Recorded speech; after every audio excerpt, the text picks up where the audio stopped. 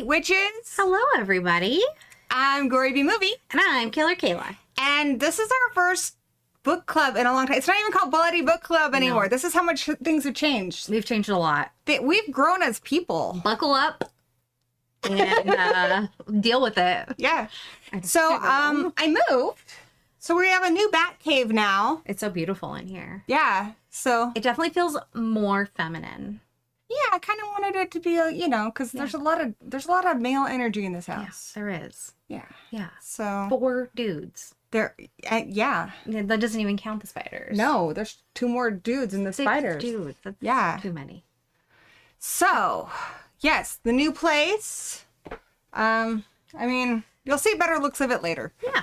So, we read a lot of books. I did read all of the books on our plan, I did not. and I read a bunch of other books. So, it's going to be a little bit of both. We're going to talk about the books that we had on our schedule, and then we're going to kind of talk about everything else we read, which is a lot. Catch up on things. Yeah. So do you want to do we have a chat? Is there like a people? You know, we should. Yeah. Here. Oh, hey, Perfect. we do. Look Let me at open that. it and Twidge it, because then I can highlight them. Or not. Interesting. Well. Let's try this again. So let's see, we've got Brandon. Yes, it's so good to see you guys. Some of you guys haven't seen him forever. Which is my fault. Farpoint Station. Cheetah is here. Patrick. Connie is here. Dude, all my favorite people. Favorite people. Yeah, Horrorhead Heather. Time Capsule.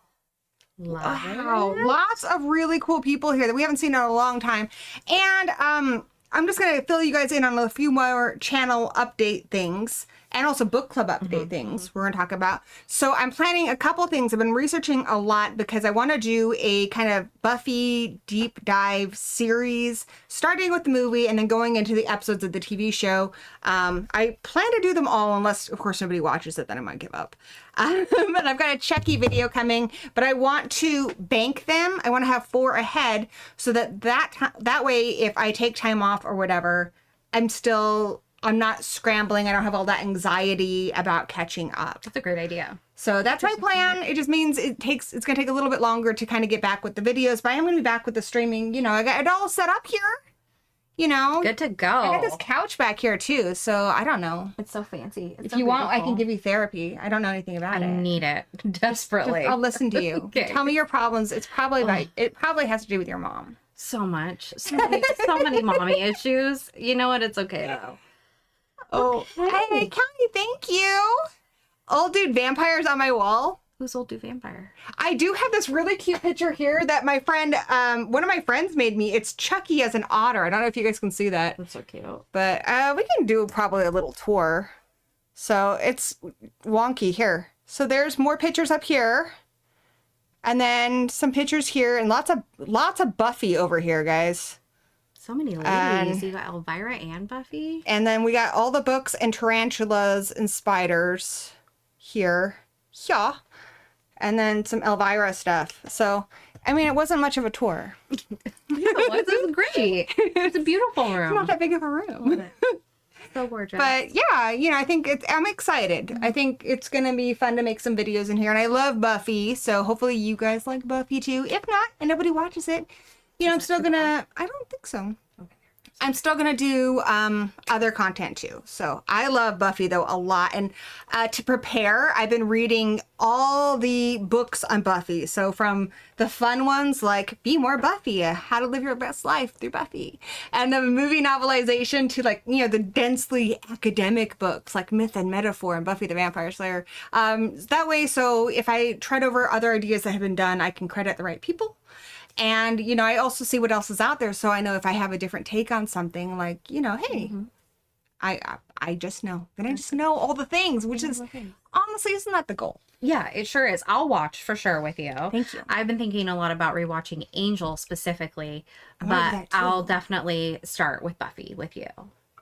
So get on designing it. it in a way so that if you haven't seen it before, I'm not going to spoil what comes in future episodes. I'm just going to talk about this particular episode.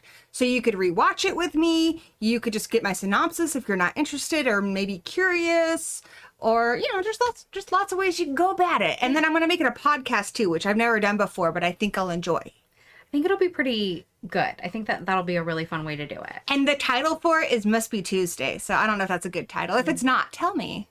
But you know, Dawn's in trouble. Must be Tuesday. Must be Tuesday. And then book club news. Book club news. You want to tell them about book club news? What I know, sure, yeah. So we are transitioning away from Bloody Book Club, and we're going to open up our genres a little bit more. So now we're rebranding ourselves as the Strange and Unusual Book Club. You had talked about doing a totally separate channel. Are we still planning on doing that? Or do you know not yet? Or if you have time, because that would require a lot of work from both. Sure, of us. sure, So we yeah. can keep doing book club stuff here. We'll see. If you don't mind, we can work out the details later. So we might make it a new channel. Sorry, I'm distracted by the dog. Should we let the dog in? I don't even hear the dog. Yeah, let the You don't dog hear in. him? No, I'm not paying attention. Anyway, so Come on in. the Strange and Unusual Book Club. Oh, look at those little buddies.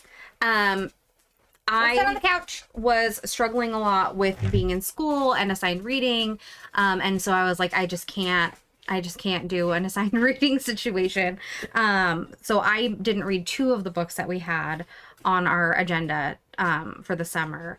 But this way it opens it up to not just horror. We'll still do horror. I love a good horror. But this way we can open up to like maybe some fantasy or sci-fi or just anything with like a weird vibe.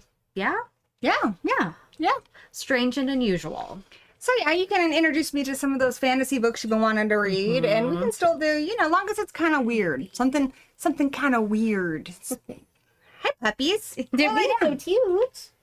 They're just being So we did change it on Goodreads, and I have been keeping up with the books there. So if you want to keep doing those, you can. I think what we're going to be doing instead for our book clubs is talking about what we've been reading, what we recommend, what we don't recommend. I also will, if you just want to read a book with me, I'll make sure to read the books that are on our list.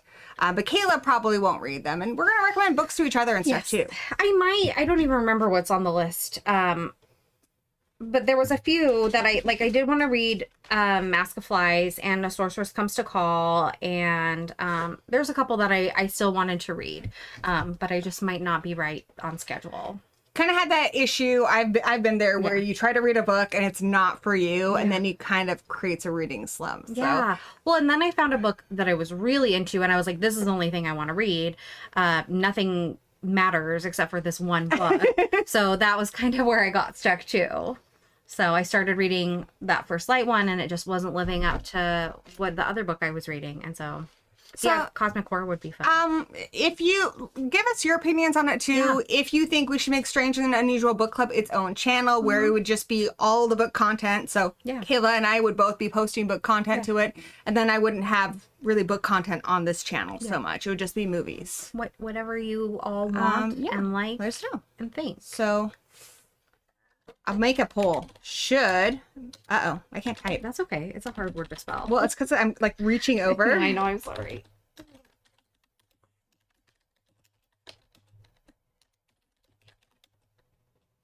What the hell does that mean? You have it? Yeah.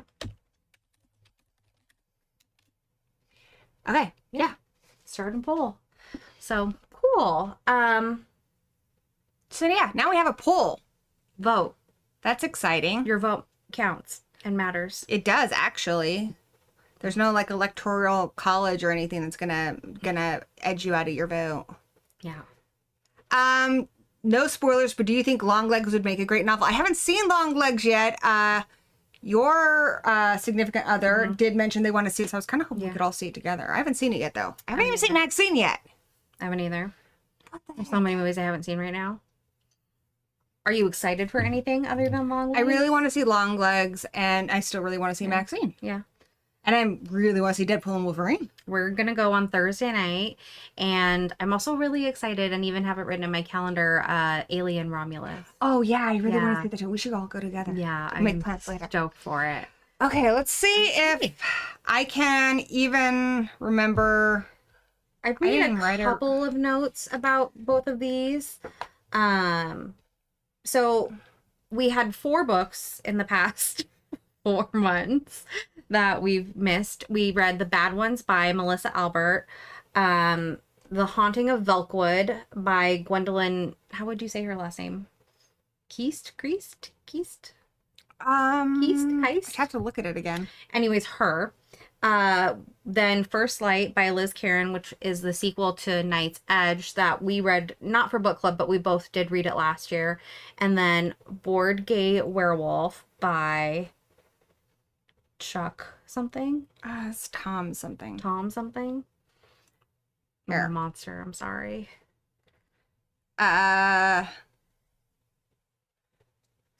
Tony Santarella. Yeah, there we go. We were way off. Way off. Samsonite. I was way off. I only read The Bad Ones and The Haunting of Velkwood. I started First Light, but I didn't finish it. Haley is a champion, and she read every single one, and then some. Because you're just an overachiever. You also read. I mean, you were doing math. I was doing a lot of math, but and then we had to quarantine you, so you didn't get the math on me. yeah, I wouldn't do that to you. So here we are in our library. Look, we have a new logo. Ooh, it's very spooky. You know what it reminds me of? This thing's changed. It's not what it once was. Now I'm just gonna put it here. Okay, I was using it. I used to use it to highlight stuff, but now I don't know, man. it works. Horrorhead Heather is looking forward to Wicked. I read that book cute. way back in the day, and I always wanted it to be a movie. I wanted to read it, but I didn't read it. I don't know why. I didn't. I don't have an pretty good. excuse. You should read it. There's there's other ones too. Yeah, There's like one about her son. that's cool. Son of a witch. Yeah. Something like that. Something like that. Yeah. Well, cool. It was Okay, a long so- time ago that I read it. Yeah, it came out like what, 2000, something like that. I think so. That sounds about right. Okay, so do we want to get started talking about The Bad Ones a little bit? Yeah, I was trying to get our picture okay. I up. can be patient. I'm just jumping the gun. You're fine. Oh, there we go. Look at that. Look at that. So fancy. Yeah, it's pretty fancy. Tech guru over here. Pretty much, yeah. Yeah. So humble and modest too. All the things. The most. The most. Okay, so The Bad Ones by Melissa Albert. This book was published this year, 2024, in February. Here's some info if you want to just. Oh, read the perfect. synopsis. You could do that too. You I can do whatever you want. sure. I just wrote a couple of things, but it's basically the same thing. Goddess, count to 5 in the morning, who's alive? In the course of a single winter's night, 4 people vanish without a trace across a small town. Nora's estranged best friend Becca is one of the lost. As Nora tries to untangle the truth of Becca's disappearance, she discovers a darkness in her town's past, as well as a string of coded messages Becca left for her to unravel. These clues lead Nora to a piece of local folklore, a legendary goddess of forgotten origins who played a role in Nora and Becca's own childhood games. I loved this book. I really like this book a lot It was too. very poetic, beautifully written. I only highlighted one stupid thing. It didn't even matter, but I just like the whole time I was reading it, it just flowed really nicely. And I didn't want it to stop. I really enjoyed it too. It starts off with a really good, creepy chapter that kind of reminded me. There's an episode of Buffy the Vampire Slayer called Nightmares. There's also an episode of Doctor Who at the beginning reminded me of, where essentially these horrible things happen, and you have this girl there who doesn't seem like, she seems like apologetic, like she doesn't want to be doing what she's doing. But she has no choice. But yeah, she has no choice. So you have instantly this cool premise where these people just disappeared. They're gone. And nobody really knows where they are. One of them, like I said, is her best friend. And they have a really interesting relationship. Yeah. So Becca is the one who's disappeared. Her dad passed away. No, sorry. Her mom passed away first. Yeah, that's right. And then he gets remarried. Her mother passed away. It was really traumatic for her. She was young. And then her father gets remarried. I can't remember. I don't remember remember her name, but you feel really bad for this kid. By the way, we're not going to give you major spoilers. No. We're going to talk about the premise and kind of what we thought about it. So we're not going to talk about the ending or any big twists. No. But yeah, I can't remember the stepmother's name, but she's in a really awful situation because she marries this guy that she's in love with. He has a teenage daughter who hates her. Yeah. You know, because she feels like this woman has replaced her mother. And then he dies. And she is this girl's sole guardian. And she has to share a house with this teenager who hates her. So I guess I probably would have read it differently if I was a teenager. But as I was reading it from the mom's point of view, I'm like, that's rough. This This girl girl don't know punishes each other. her. She's grieving. Like, they're both grieving in very different ways. And because of that, like, there's some strain in Becca and Nora's relationship. Like, Nora still has both of her parents and doesn't really, you know, she's her best friend and she tries to relate as much as she possibly can. But they're estranged. There's other things that go on, and I won't get into it, but they're not talking. Recently had a big fight. Yes. And it kind of seems like maybe they're outgrowing each other. This is kind of where I get a little like, this is where it gets a little more similar to Haunting in Velkwood because it also seems like they have one of those friendships that's like like Jennifer's Body's close, where they're like sisters or like you could see them ending up together or something, but you know that they cannot sustain a friendship this close for forever because there's no room for anybody else in their lives. Yeah. I did see there were a lot of similarities between the Bad Ones and the Haunting of Velkwood. Different, but similar. And we're kind of opposite on this one because I preferred Haunting of Velkwood, though I gave this one 4 stars. I did really love this book. And you prefer this one. I preferred this one to Haunting of Velkwood. I liked Haunting of Velkwood, but she just the main character irritated me a lot more than the main character in this book. I really liked the main character in this book. I thought that she was really relatable. Not like, even when she was being stupid, it made sense to me. Yeah, the issue with the character in this one with Nora is that this is part of why they had a problem, is she's notorious for lying. So people don't trust her. People don't ever believe her. She's got a reputation at school. So Becca's like her only friend, whereas Becca has other friends. But I like how this book kind of uses that to, like, that's the negative side of a big characteristic of Becca, who's able to, like, she has a vast imagination. And so, like, especially when it shows them as children, you're like, you know, to her, it almost is like telling the truth because her imagination is so vivid. Yeah. Yeah, I agree with that. It's like she's almost, and she's really into storytelling and stuff too. So obviously there is a moral implication to that. And now that she's a teenager, she understands she should not lie. Yeah. And she really tries hard to tell the truth now because she's trying to earn trust. But as a kid, she got this reputation because she just loved telling stories. Yeah. Now she's channeling it into her writing. Yeah. And I think she also, like, there's a part of her that uses lying as a protection, kind of, which what seemed obvious, which was part of like what made her kind of like redeemable, even when she was not being truthful. I don't know, I just really loved her. I thought that it was a beautifully written book. It was easy to read. It was a breeze. It's young adult. 400 pages, but a breeze of 400 pages. It didn't feel like it. I feel like this was very much like folk horror, but set in a very kind of like suburban setting. It has kind of this, I mean, you can tell just by looking at the cover, it has a little bit of that gothic tone to it, but it definitely is a very original folk horror. Like, this is a concept I hadn't heard before. It does deal with this concept of this like spirit, like this goddess that kids will summon, you know, so it has like an urban legend aspect to it. It has a murder mystery, well, not necessarily a missing persons aspect to it, where they don't know what happened to these people and whether or not they are still alive. I won't spoil anything, but I will say I was really surprised by the ending. I was pretty surprised by what the explanation was for where people went. And there was some twists with the characters that I didn't see coming.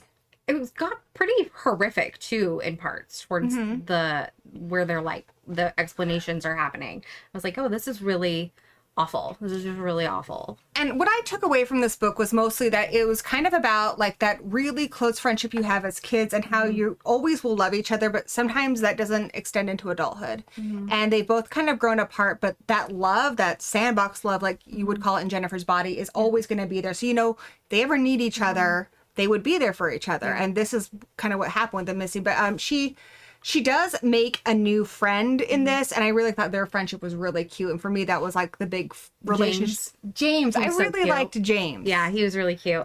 I wrote a couple of themes down for this one. I wrote like love, both romantic and platonic, vengeance, sacrifice, anger, and boundaries. And like those boundaries. Yeah, boundaries was a big part of it was a big this. theme. And sacrificing grief. Yeah. Yeah. Yeah. I mean, this one was really just.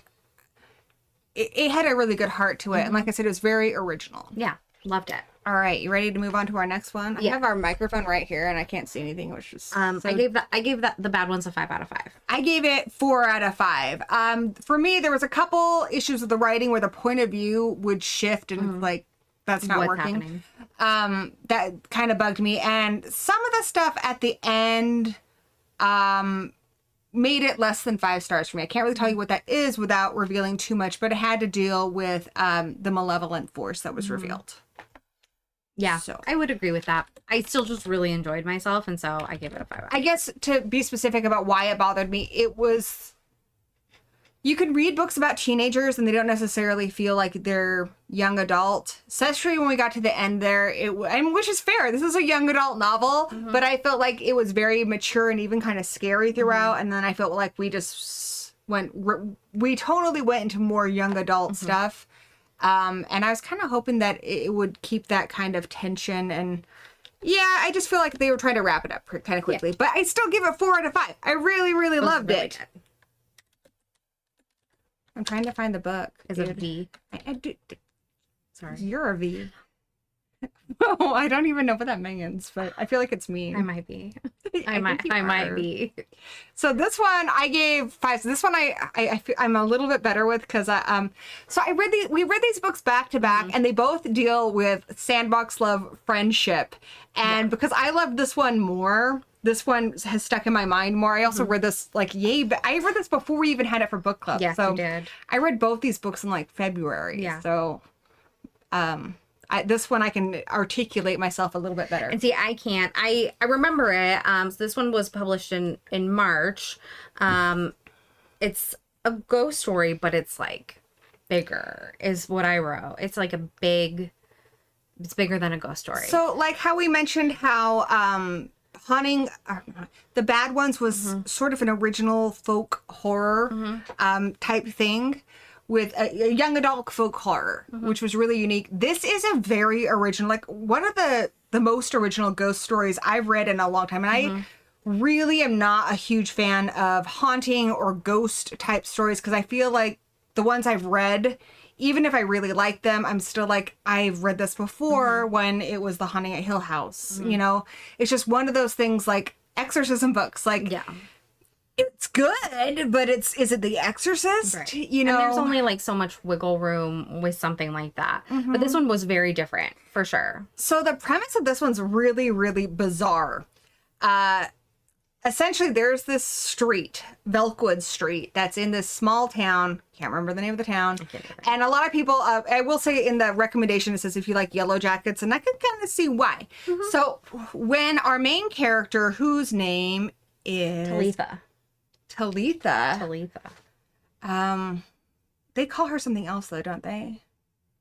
They call her like taller. I don't remember. I don't remember. It's in first person. But yeah, Talitha, when she left for college, she left her hometown. She was one of the last people to leave. She left, her best friend left, and another girl they were really close to left. Great. After that, nobody has left. The town itself is not even the town. The street itself is a ghost. So if you think if you've seen WandaVision, you know how it's kind of got that sphere. It's kind of like that. Nobody can pass this barrier to Velkwood Street.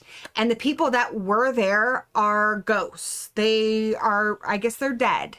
And the street itself, it's a ghost. And nobody can go back there. And it's just kind of this weird phenomena that nobody can explain. They've written books about it, and that's where the Yellow Jackets part comes in. They've tried to talk to these girls, and none of them have talked to each other. And none of them want to talk about the street and what happened and possibly anything they might know that would have led to this happening. Until one of the girls Grace. Grace decides she wants to go back there. And that's how they find out that if you were from there, you're one of these 3 girls who was there, you can actually cross the barrier. But nobody else can. Nobody else can. You actually you can't. It just doesn't let you. It doesn't let you in. But Grace was able to go in there, and she thought it was like a day, and it was, how long was it? A couple months, I think. She was gone, actually, I think it was like 3 days, and then it's... I think you're right. She was gone like 3 days. Yeah. And there's no rules to the... And there's really no rules to that, so... Forgive me if I'm wrong about that, but there's really no rules. Time works differently in this ghost street. Yeah. So you could be gone for months, you could be gone for a year, you could be gone for 3 days and still be gone the exact same. You could have been gone only 5 hours, but the actual amount of time it is for us on not Velkwood Street varies. Yeah. So she was gone for a while, and it's because she had a boyfriend there, and she wanted to go back, but she kind of went cuckoo banana pants. Yeah. But it interested these people who are writing a book about the phenomenon. They have all this ghost hunting equipment, and they want to get someone to go back there. What was her best friend's name? Brett. So they go, I guess they've tried Brett, and either they couldn't find her or Brett said no. I can't remember which. She probably said no. I think so. I think she said no. Brett's rad. I pictured Brett as like Jessica Jones. She's Kristen Ritter. That's a really great person. Sure. She's super tough.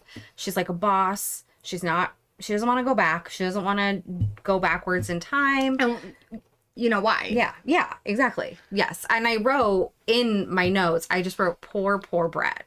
Like, he just goes through it. This book is such, like, I really love supernatural stories that are used as metaphors for real experiences.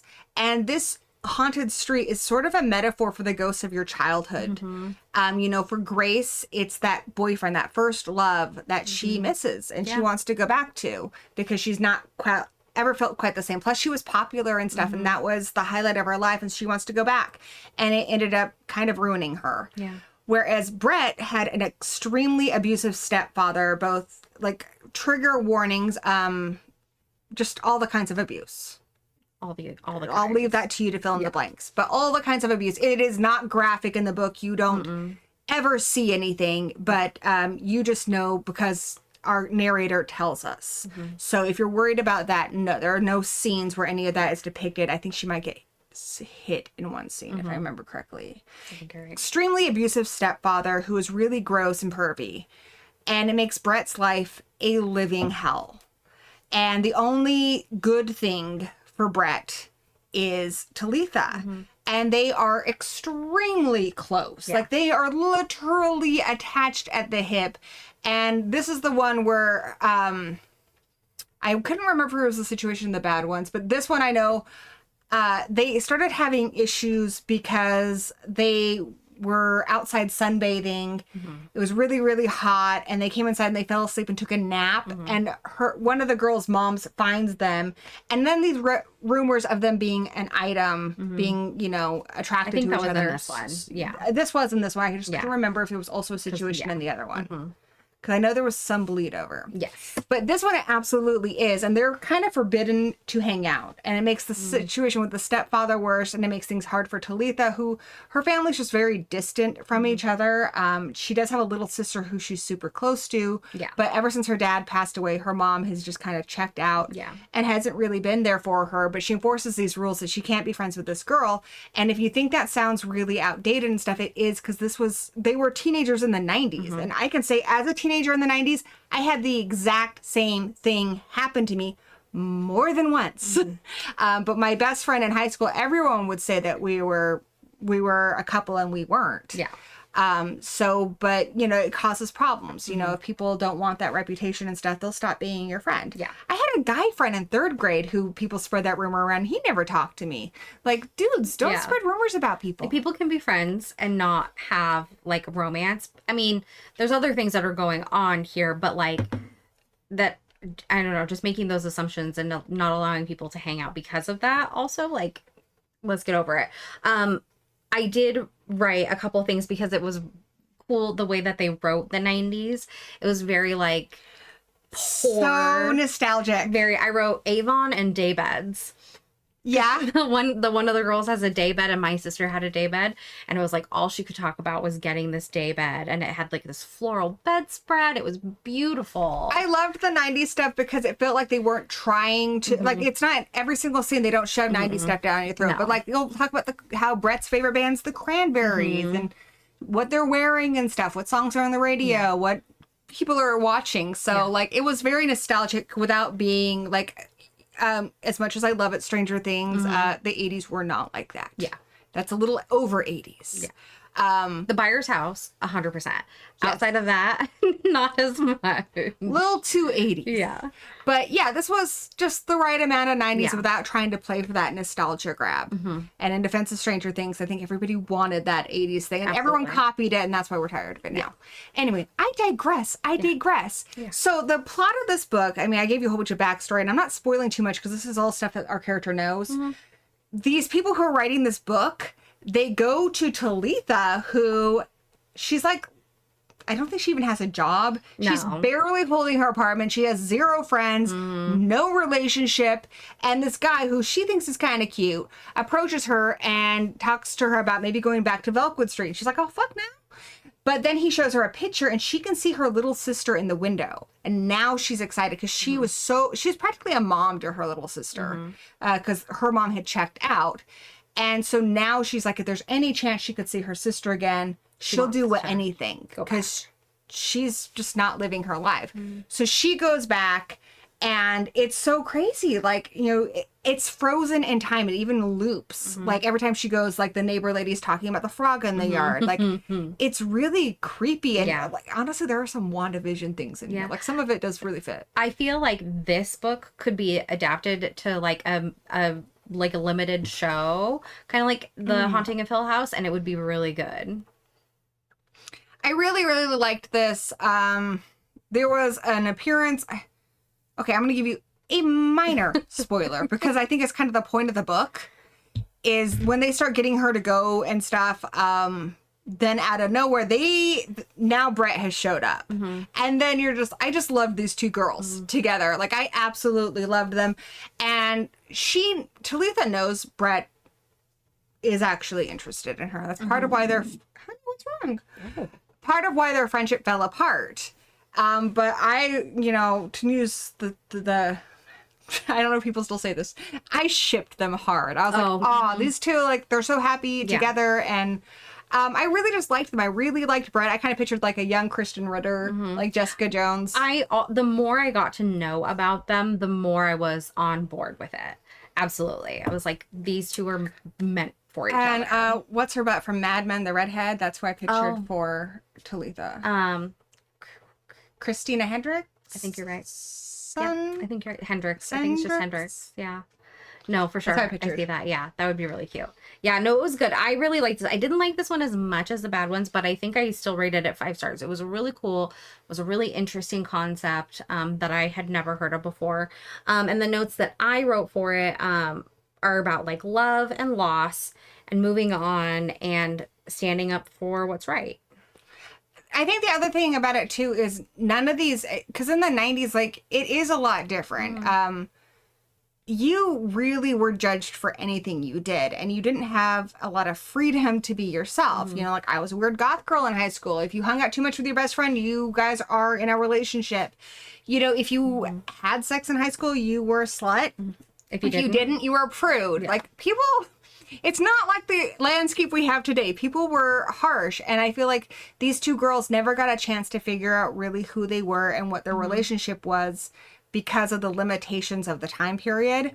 And it's kind of about like kind of revisiting that as an adult in our new time frame and being like having the chance to assess that, like to actually discover really who you are and what really happened in your past. And a little bit of like self-forgiveness, if that's the right kind of word. Like, yeah, this thing happened and it was really awful, but like, how much of it was in my control and what wasn't. What was I just a product of? Especially when you're young and you're part of like a toxic household, like there's only so much you can do. So there was a little bit of that too, like just acknowledging and finding a way to move forward. And also a little bit of like, even if your childhood was bad, you know, there is something there that was worth remembering. And if it was great, there were probably things in there that you're blocking out that were not all that great. Yeah. I also love the mystery of this because it's so original. You're like, how the flip did this happen? Yeah. How did this barrier happen? How does it work? What's going to happen? And it's expanding too. Yes. So that part was really cool and original, creepy. And I honestly, as I was reading, I'd stop and be like, okay, you know, I want to wonder to myself what's going to happen. I truly had no idea. The only spoiler I gave you is that Brett shows up about halfway through, and I didn't even see that coming. So it's so good. Yeah, it's so really good. It was a good one. If you love like just great books about friendship, but you also like spooky stuff, very spooky. I gave this one 5 out of 5. I love this. Might be my favorite book of the year. Maybe. Yeah. Maybe. Okay. Maybe. All right. It could be. I mean, what's it to you if it's my favorite book? Actually, yeah, I don't. Yeah, do it. Is it my favorite? It's not mine, but I liked it. It might be. I don't know. What books did I read this year? We'll go check out your list. I'm doing it. God, I don't know what to do, Kayla. I didn't read the other 2 books, so you're gonna have to go for it. I did. Okay. Well, so from here, we'll just keep it a little shorter because those are the ones that, you know, maybe you read them with us. That's what I was thinking of when I was. That was really good. Yeah. Do you want to talk about other books? I'll talk about the other ones that were on our schedule. Yeah. This one wasn't it? This one was. This one was? Was this one? No. Just those 2. This one? Yep. This one wasn't? Mm-mm. Okay. Nope, you just read that one for fun. All right, fine. This one, yeah, this was the next one. So last year, my favorite book of the year by a lot was Night's Edge by Liz Karen. Book is really, really good. And First Light is the sequel. This one focuses on Mia, who is, if you read Night's Edge, it's really, really, really, really good. It was really good. It was really good. It's about a girl who, when she's about 10 years old, her mom is turned into a vampire by her boyfriend. And the book goes back and forth from when she was 10 and her mom getting this disease. It's essentially vampirism, where she has to drink blood and stuff, and learning, like being really traumatized and also learning how to like grow up with her mom having this condition, to now she's, I think, 23 and her mom is extremely codependent. This girl, Mia, cannot have friends. She can't have anything because in their world, people are aware of this disease. It's essentially vampirism, but if you have it, they take you to a facility, and she doesn't want her mom taken away. So she's not been allowed to have friends or anything her entire life. And then even what she eats and stuff, it's a little different than traditional vampirism. Like they are really affected by like the smell of coffee. Rust can kill them, not like a stake to the heart, but like rust would kill them instead of it's a different take on the whole vampirism thing. But she has to feed her mom in the evenings, and it's just barely enough to get her mom to have her mom survive. Her mom has her own business, and so, but what happens is Mia meets a girl, and suddenly she's like, I want my independence. I want to be able to have a relationship. I want to be able to do normal things and not be tied to my mom all the time. But she's also, it's just really about this like toxic codependent relationship with her mom, and it's so heart-wrenching. Yeah, so that tough, was but Night's it was Edge. really good. Oh, good. Really good. Hard, emotional, but really captivating.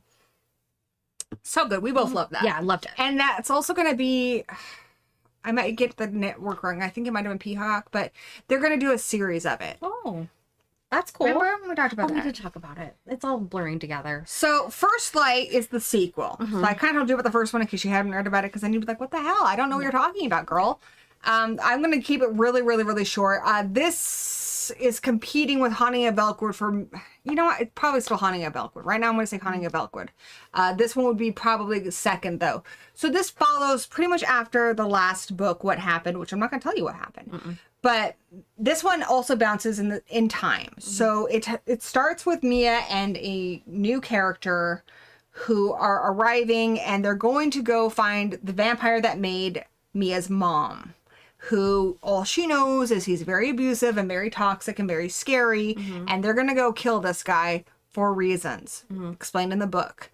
And then it also goes, and that's our present day, but it also goes back to kind of how Mia recovered from the end of the last book. Did she end up with that girl? What happened with her and that girl? What happened with her mom? How is she dealing with that? How is she, is she's, just essentially how she's recovering from that. And a lot of big things happen, but ultimately, this one also, and Honey of Velkwood, I would say, are both great LGBTQIA plus books. Fantastic. Mia in this is a lesbian, and in our last one, as we kind of told you about, there's a relationship there. But Mia is a terrific character. She's really strong, but she's also very flawed. She's absolutely not a Mary Sue. She makes wrong decisions. And wrong decision. I also like that, like I talked about with you in the last book, things with her mom are bad, and but we know these things, but even though it's in first person, it's written in such a way that the character doesn't know, but that we know. Yeah. Like the author makes it clear. Yeah. Which is We're cool. seeing the flags. Yes. But Mia is not. Like Mia's super into the girl in the last one, and you're like, girl, you barely know this person. Yeah. But the writing makes it clear. She's extremely talented, Liz Karen. I don't know how she did it. Like I reread it and I was like, I don't get it. And Mia is so sheltered, and she's written so well. Like I would love to know more about Liz Karen too, and what some of this had to have been like her own experiences. She just writes it so well. And this is absolutely an adult novel. Both of them are adult novels. Trigger warnings for like toxic relationships with parents. Yeah. And it's so hard too, because you could really much use this as an allegory for like if you've had a parent who's an addict, like that kind of thing, like the secrets and the abuse and the fear, or even just an abusive parent. Yeah. It's just a really toxic relationship. And in this sequel, First Light, we really see how that has bled into Mia's adult life. Yeah. That's as much as I can tell you. I will read it at some point. Just not right now. Why didn't you finish it? That might help them. Well, because I was reading this other book and I was way more into it than anything else. And I was like, I don't want to read anything else right now. I think for me, the beginning was a little rough because I was like, well, where is this going? Because they really just drop you in. And I didn't think it was as clean as the time shifts in the last book. It made sense to me that this is the mom becoming a vampire and this is now. This one, it does also make sense, but it doesn't make sense right away. So you just gotta kind of push through and allow yourself to be confused because it will get cleared up. I did like what I read. I got to like this part. I can't tell you. Anyways, the part I got to, I was like, oh, this is really cool and really fun. But I just was reading something else that was much more captivating to me at the time. And I was like, I was being defiant. I was like, I'm going to read this other thing. And Knight's Edge was the debut novel. I think Liz Karen is like just excessively talented. And I think both these novels are good. I really kept the spoiler free. Don't read a synopsis for First Light if you haven't read Knight's Edge. Just get them both and read them because they're fantastic. I will read, at this point, I'll read anything Liz Karen writes after reading both of these. And both of them are kind of bittersweet. They're sad, but they're honest. Yeah. And this one, honestly, like as dark as Knight's Edge was and as much as it broke my heart, I feel like First Light is kind of the salve you needed that tells you like it's going to be okay. Okay, that's good to know. It was really like good for my heart. Whereas Knight's Edge, I was kind of destroyed after reading that. Yeah, it was rough. First Light, it's kind of like, I always use Buffy as an example, and I hate myself for it. But there's that moment in Buffy the Vampire Slayer when he's like, you take away your friends, you take away your family, what's left? And she's like, me, and that means Buffy can go on no matter what you take away from her. And Mia has had a hard life, and a lot of things get taken away from her, but she's strong and she perseveres, and I really liked her journey, and it was really inspiring. Yeah, I agree. Yeah. Cool. Oh, yeah, they're doing our poll. Should we check out our poll? Oh, yeah, we should. What does the poll say? What does the poll say? They say yes by a lot. By quite a bit. So no for 38 for no. So, I mean, I think it would be cool because you would have access to that channel too, and then you could post little things and maybe little shorts and stuff. Show me how to do it. Duh, of course I'll show you. Because, like, I don't want friendship. I don't want do it before you go back to school. Yes, we need to, because I don't want you to be stuck with all the work. I just have no idea I don't know how It's to really do easy. this. Like you could do stuff on your phone and stuff and upload it. Okay. Okay, now it's 43:57. Guys, make up your mind. I don't know. I mean, know. you're always welcome to be on my channel too whenever you want. Thank so you. But there's I don't that. want to commandeer your ship. You're not commandeering my ship. It's honestly, it's a ship with no captain. It's just You're the captain. books, right ahead. That was the worst ever. All right, so I'm gonna move on to Board Gay Werewolf, and again, gonna keep this one pretty short. I read this for Pride Month. I read a lot of gay shit this year. You which is did, fine, didn't 'cause, you? You know. We love them. Yes. I mean, I'm pan, so gay-ish Gay-ish. on the spectrum. Sexuality is a spectrum. Yes. Anyway, I actually think it's really cool. I kind of hope TV and movies catch up, but in the literature world right now, at least in the horror sphere, we're getting a lot of cool trans and gay characters, which I think is really, really awesome. Fantastic representation. So if you're pissed off about your favorite show or movies not giving you what you want, books, dude, read books. I have also been happy with the representation because the characters don't feel like caricatures. Yeah. They feel like real people that you would know. So I read this book. I'm gonna keep it real short. I don't think Brian's that bored. That made me feel a little lied to. Yeah. He is gay and a werewolf though. But not very bored. So you get Brian, and I kind of related to that slackerness of your early 20s where you just got garbage in your house and you have no direction. He was in college, and I really love that there's different kinds of werewolf myths in this. I also love that we don't get the annoying, I hit what I thought was a dog. I went out and the dog bit me. I am so over that. Please, nobody ever do that again. Also, in your werewolf book, I want to go with my werewolf pet peeves. That one I hate. I also hate when there's a character named Talbot. Get it? Because the wolf man. I hate that. I hate that so much. Is that the name of the character in the movie? No, luckily there's nobody named Talbot in here. I don't know who that is. Lawrence Talbot is the name of the original Wolfman. Oh, okay. So I've read lots of werewolf books and seen lots of werewolf movies and TV shows where they put the name Talbot in, like a wink, wink, nudge, nudge. It's like my other annoyance when the room is 217, like The Shining. What? Get it? Remember The Shining? Remember? We know. Anyway, this one didn't do either of those things, which already made me very, very happy. So you had this guy who was kind of a slacker. He was actually really doing well in college. At the time, he pissed off an older woman who puts a curse on him. Ooh. So this is more like, like the ancient curses of the Romani people. Cool. Which is kind of rad. So now he's a werewolf, and he lives in, I want to say New York. I could be wrong. He lives in a very big city. We'll put it at that.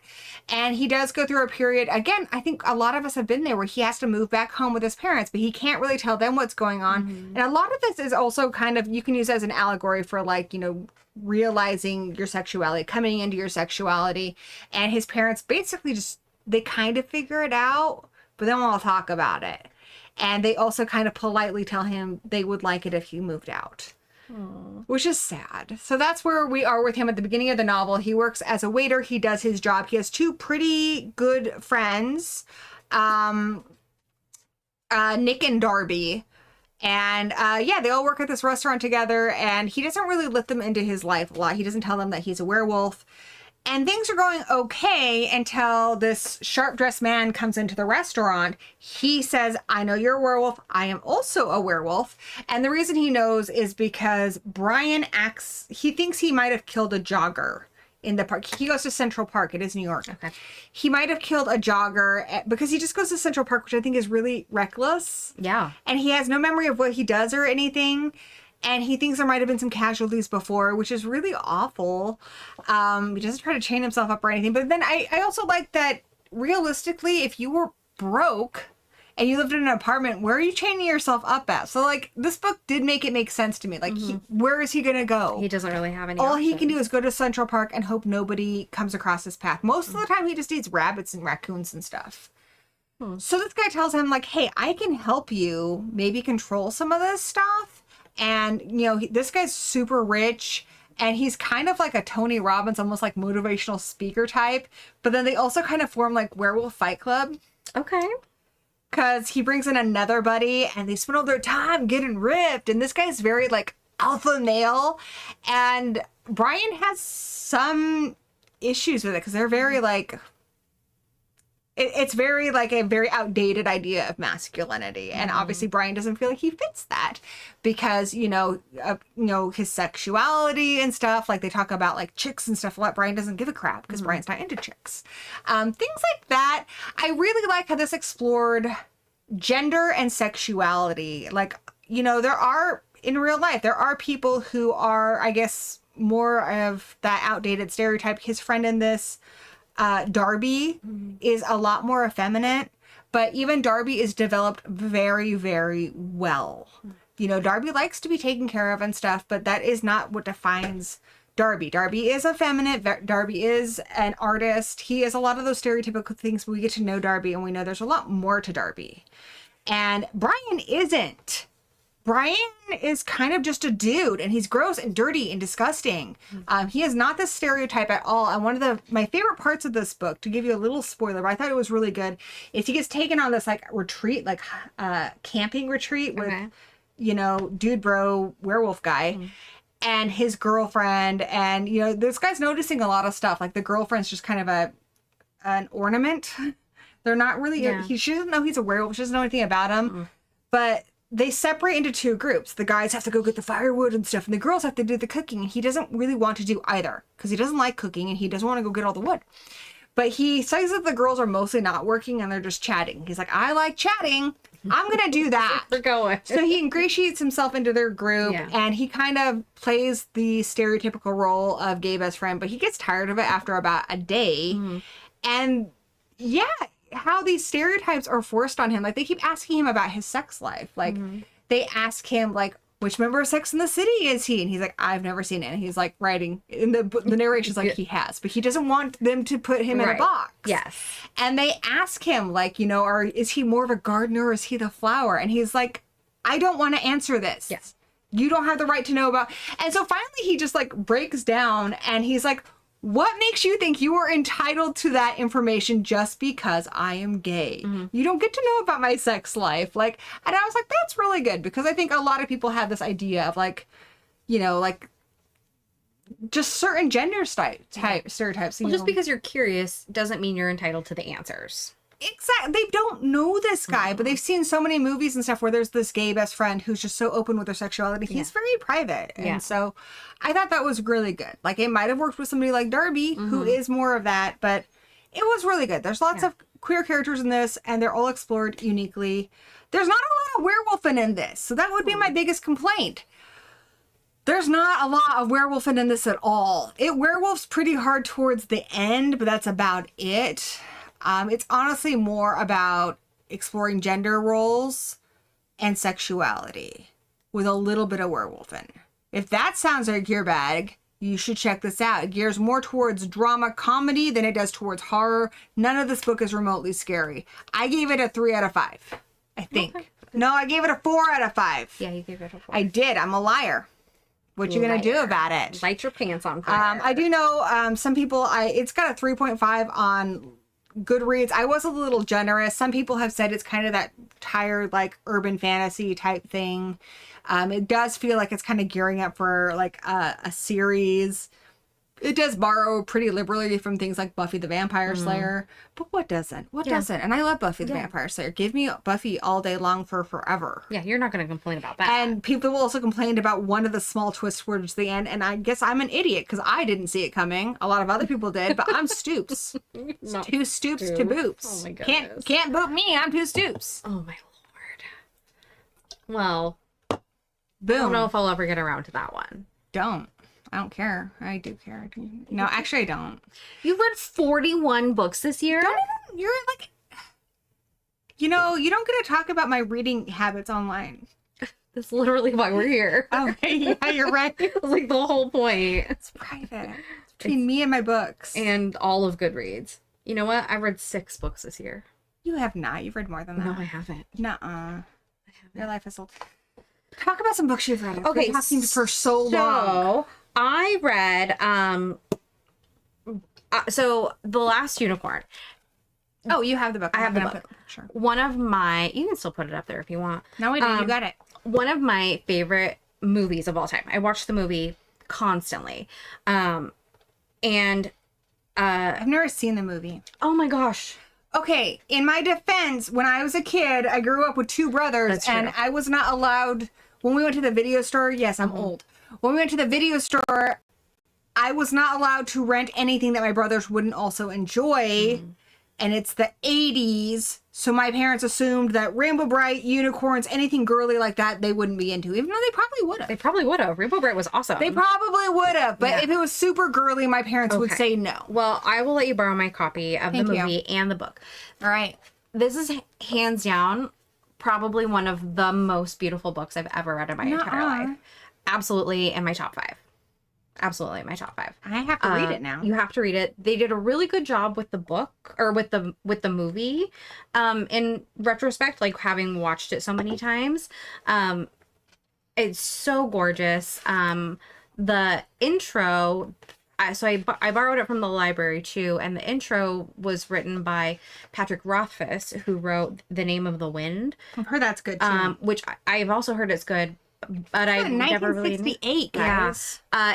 The way he wrote the introduction, I was like, this is hilarious. So now I'm like really motivated to read The Name of the Wind. We should read that because my friend, the one who drew this picture here, that was one of her favorite books. She actually got me a copy of it and I lost it and I moved. Well, just reading that little bit that he wrote, I was like, have you this guys is read hilarious. it? In the Name of the Wind by Patrick Rothfuss. If you have and it's good, tell us and we'll read it. We'll Because read like it. now everything's loosey goosey in the book club. can do it We ever read all we want. kinds of books, you know. And that's the other thing too. I really love reading and I am not in college, so I have a little more time to read. So if you want to be book buddies with me and you're like, Gory, I want to read this book, but I want to read it with somebody else. Yeah. Tell me, I'll probably read it with you. Yeah, that's a great idea. If it's at all spooky, I'll read it. I'm sorry I'm so lame, you guys. You're not lame. You're in college. In college. So then the other thing that, so in the line of, My dog just farted. oh, buddy. How does that get an buddy? It's his tummy. He's well fed. He's just an old man. He does farts. So my Doug and I, My Doug and I. Doug and I, we had got into this kick for a while about like 70s fantasy animated stuff. So we watched like the Lord of the Rings, the animated Lord. Oh, I Lord loved the the Ralph and the Bakshi, Hobbit. and the Hobbit, and Wizards, and I loved Wizards. It was so weird, and so I was like, I want to read a book like this. So what can I read? And so I went and I ended up on this Reddit thread, and everybody recommended The Sword of Shannara, which I had never read, but my uncle, who was also really into Ralph Bakshi stuff, this is a very long-winded way of saying it. He go for really it. loved The Sword of Shannara, so I picked up The Sword of Shannara. Terry Brooks. Terry Didn't he write about the Discworld? That's Terry Pratchett. Oh, Terry Pratchett. I know of not course. the things. I have that book too that I would really love to read, and it was a mini series with Sean Astin, Samwise Gamgee. He was in it. He was also Bob. He was also Bob Newby, superhero. Love him. So this book, there's a million of these, but right out the gate, I was like, he loved The Lord of the Rings, and it's clear. There's a lot that he like ripped directly from it, but the premise of it is so cool, and the characters are different enough that it doesn't matter to me, that I was like, I'm addicted to this. And you can see I'm not very far. I'm like a third of the way through, but I love it. I love it. It's exactly what I want in a fantasy novel. There's no romance. I know these days people are really into their fantasy romance, like smutty stuff. Boning elves. Yeah, which like I'm into that. I can handle it, but I don't want it to be all my story's about. I need plot, and there's zero romance in this, and I love it. It's really great and dorky. Sometimes you don't need it. I love it. I love this one so much. And then the other thing I started getting into with my stepson, we watched The Lion, the Witch, and the Wardrobe, and he really loved it. And I read that other series by C.S. Lewis last year. So I decided to pick back up the Chronicles of Narnia. Oh, nice. I For, still like, have my my fun box set that I begged my mother to get me when I was like 7. It's right there. Oh, that's a really pretty set. I've reread those so many times. Yeah, I haven't read this in probably 15 years, but already I'm digging it. Like, it's so sweet. My best friend lived next door to me and our windows faced each other and we were both reading Narnia books together, but he didn't have the box set. So sometimes, like, if he finished the book, he'd like open his window and like shine a flashlight and I'd like chuck the book once I missed. Oh, no. But he did go get my book, so didn't Well, get that's my own. nice. That was a story you didn't need. No, I told like 4 stories I didn't need to tell. But anyway, I had to explain why I picked the books I read. And so when I was supposed to be reading First Light, I was really reading this. That's a big book. You could beat someone with that book. You can use that book for self-defense. I should. Like Mace, passe. But you can see like how this book is brand new and I've already cracked it Things are not even updated. to bits. Here, I'm gonna pop this out instead. Yeah, those are my current reads. I dig it. Here, I'm gonna move this over. Yeah, I didn't see the chat because I was using the Twidget thing, which is broken. My Dug and Die. It should be a title. I'll write that book. My Dug and Die. All right, moving over here. Do you want to talk about another book?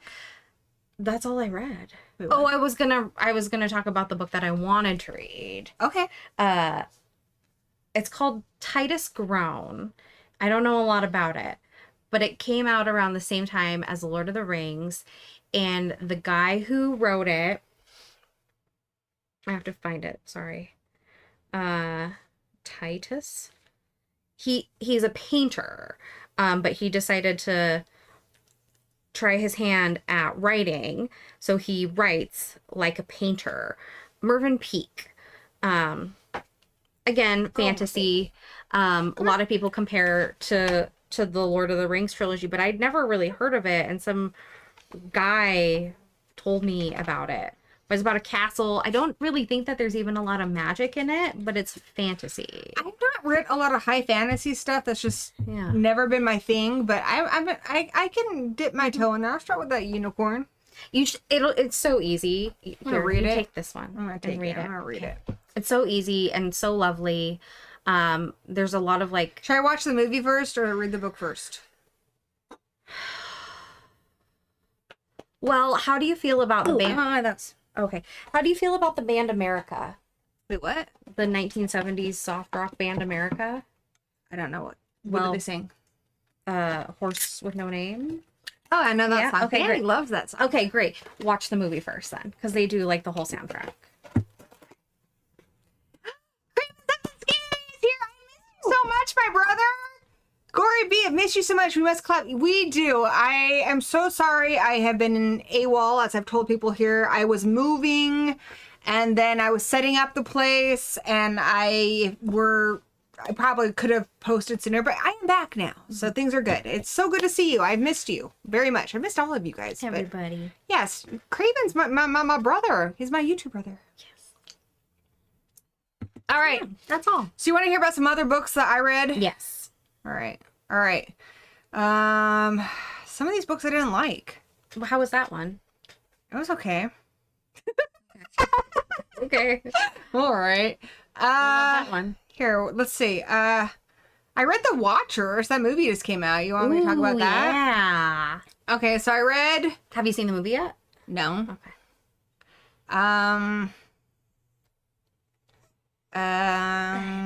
Here. Oh, that's right. I gotta click on this. So I read The Watchers, which is the movie that came out.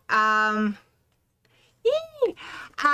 I did not like this book. I gave it 2 stars. I know some people do like it. Obviously, it's successful. There is a sequel coming out. Do not take my opinion as the opinion.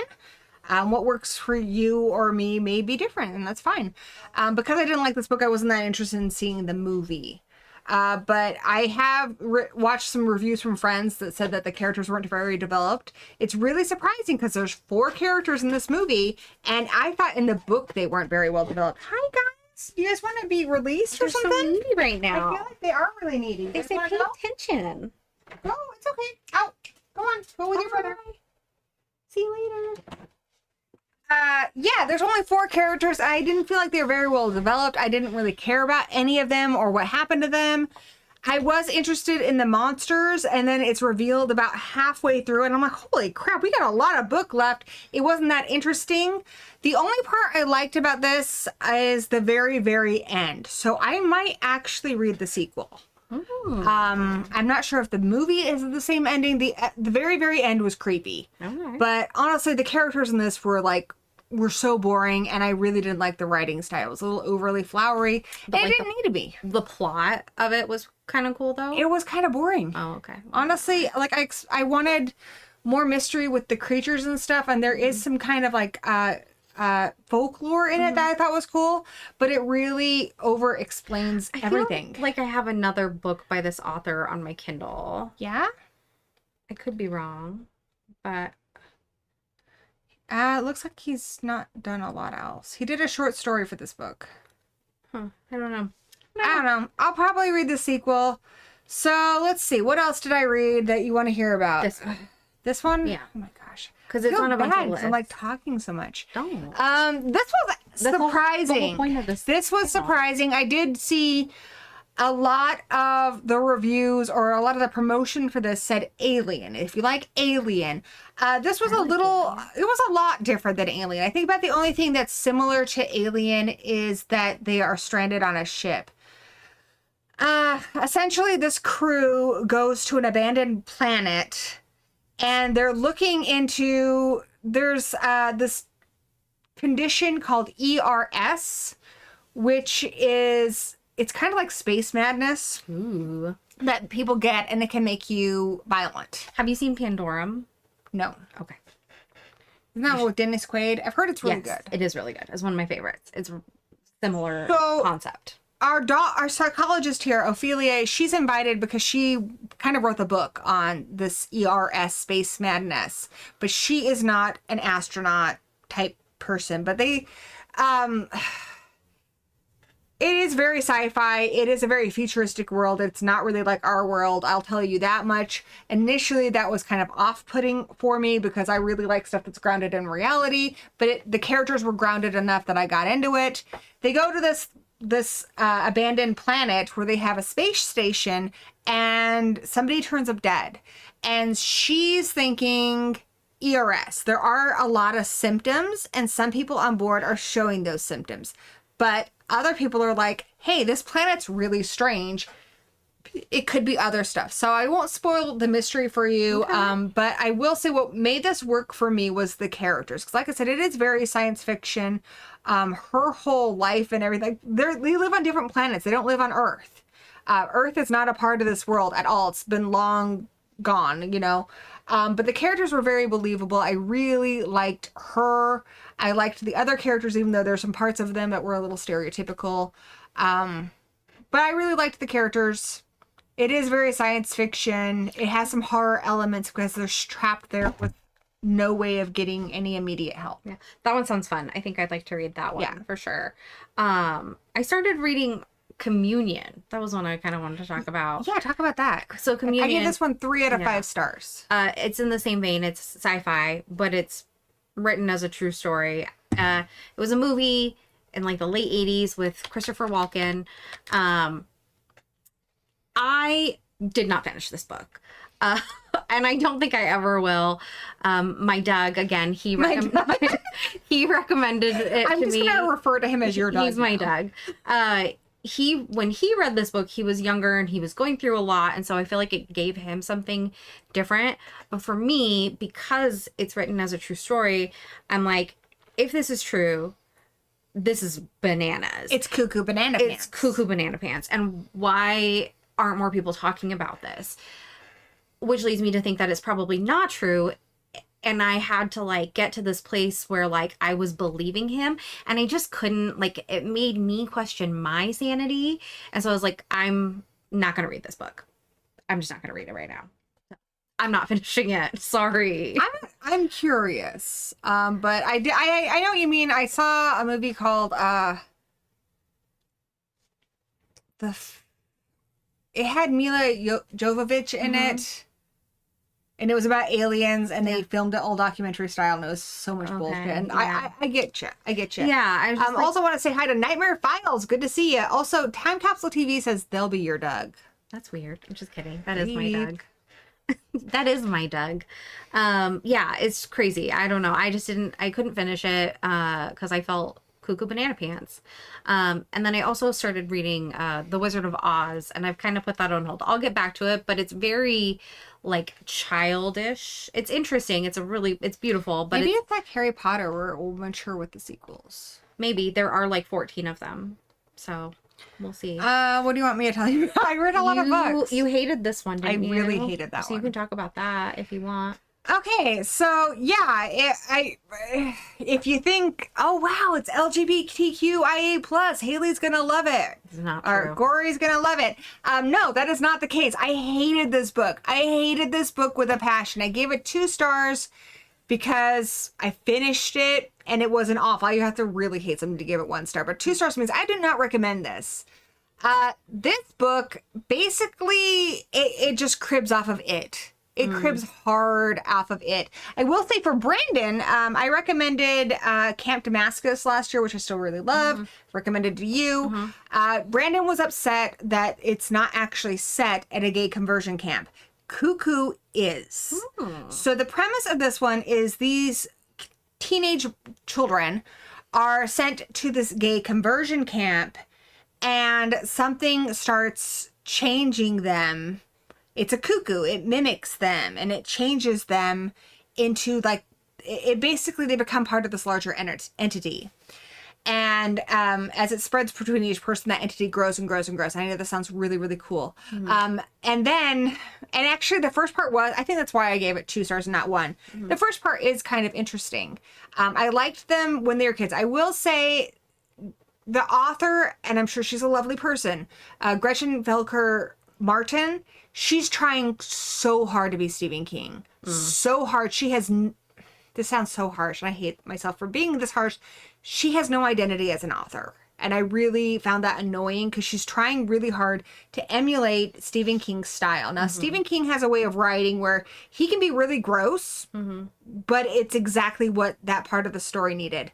This story, it feels try hard. It's trying to be gross, but it's not really. Like, we have 2 characters. We have a trans teenage girl and another girl, and their first kiss is in a bathroom stall. And I'm thinking, why though? Why is it in a bathroom stall? Why can't we have the scene somewhere else? Yeah. You're trying unnecessarily to make it extra gross. The opening scene is fantastic. We have this girl who was a troublemaker. She was sent to this camp. Really loved the opening scene, but I'm going to use this as an example of what I hate about this book.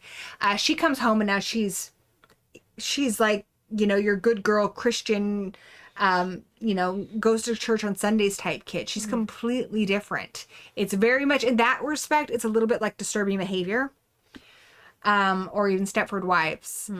And then at the end of this opening chapter, it's just the opening chapter, but then you see the mom walks in on her and her dad, and the girl's got like tentacles coming out of her face and they're sucking on the dad. Yeah, I was hooked. But what I didn't like is the whole thing is told from the point of view of the mom, who really seems to unnecessarily hate her family, which, okay, that part was fine. But like, she's cleaning the bathroom and stuff, and there's whole passages talking about like the pubes on the toilet. Like, I live in a house of men. You know about it. With the exception of when I lived with Dan's very gross cousin, have not found pubes on the toilet. Yeah. I feel like this author, I give you this example because this author is really reaching to be gross. Yeah. And sometimes you don't want to be gross. Like when you're showing the first kiss between 2 characters I'm supposed to care about, don't talk about the saliva. I'm supposed to feel the emotion of the moment. You talk about the saliva, I'm going to think it's gross. They just don't, they're trying hard to be Stephen King. And they're failing. And this story is honestly the gay fan fiction of It. And if you want the gay fan fiction of It, just watch the movie It Chapter 2, which I thought did the gay fan fiction of It very well. That's all you wanted. So the second half of this book, they come to a conclusion with this creature when they're teenagers, and those that survive go their separate ways. Then all of a sudden they're adults. Now this is extremely annoying because I already mentioned we have a trans character, and they mentioned that one of the other characters, it's a gay camp, you know, this can happen. One of the other characters has transitioned, and I like that right away they tell us this character's name is this now. They are now a trans woman. Then there's this other fucking character. I don't know who the fuck they are. And I'm like, who the fuck is this? I can't even immerse myself in the scene because it won't tell me who it is. It could be one of a few different kids because this is a giant ensemble cast. I don't know who it is. It's a good 7 chapters before they tell me which character it is, which again, this is a character who's trans. They have a different name. That's all great. And I love that. But tell me who they used to be so I know what character I'm reading about. Yeah. You know, just you just need to know where they're coming from. why do it for one character and not the other? Because all that I kind of breezed through it because I didn't care about the character because I didn't know who they were. I'm like, I don't know you. You know, whereas the other character, and they told me, I'm like, oh, it's that character. You know, well, good for them. Glad they found themselves and stuff. I'd be happy for you. Just tell me who you are. Who are you? You know, that was upsetting. And then honestly, I like It Chapter 2, which Stephen King's a master, and his Chapter 2 wasn't great. This Chapter 2 is abysmal. Abysmal. It was so hard to get through. She cribs so much stuff. She cribs the Henry Bowers character. Exactly. This bully they grew up with. It's completely unoriginal, which is a bummer because the cuckoo creature she created is really cool and really original. She has something here. I'm not going to, again, 2 stars. There's talent here, but instead of taking this original character and making her own thing, she just made it. And she didn't do it as well. And instead of, you know, there's moments in this story where you're like, now that's Gretchen. That's how Gretchen writes. But most of the time, Gretchen's trying very hard to be Stephen King. And that's when it sucks. Because Gretchen, you're not Stephen King. You know? Gretchen. Be Gretchen. Be Gretchen. I want to read Gretchen's book. Who are you? Not Gretchen's Stephen King It fan fiction. And that's what this read like. And honestly, if this wasn't on my Kindle, I probably would have thrown it at the wall when I was done with it. Because I was pretty freaking annoyed. I would have rather just read it. Yeah. That was a scathing review. And I feel kind of crappy about myself now. Well, listen, you didn't like it. I don't recommend it. I don't. Unless you really love it. In which case, I don't know, read it. Maybe you want more.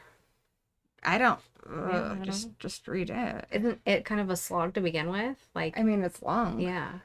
So how could you want more? But like it's already examples 7,000 of pages. Stephen King, like Stephen King will be gross. You know, like there's a whole scene in there where the bullies are talking about like, you know, like I remember Danny was telling me there's like, okay, there's a whole scene where they kind of run a train on Beverly. It's kind of common knowledge now, even if you haven't read the book.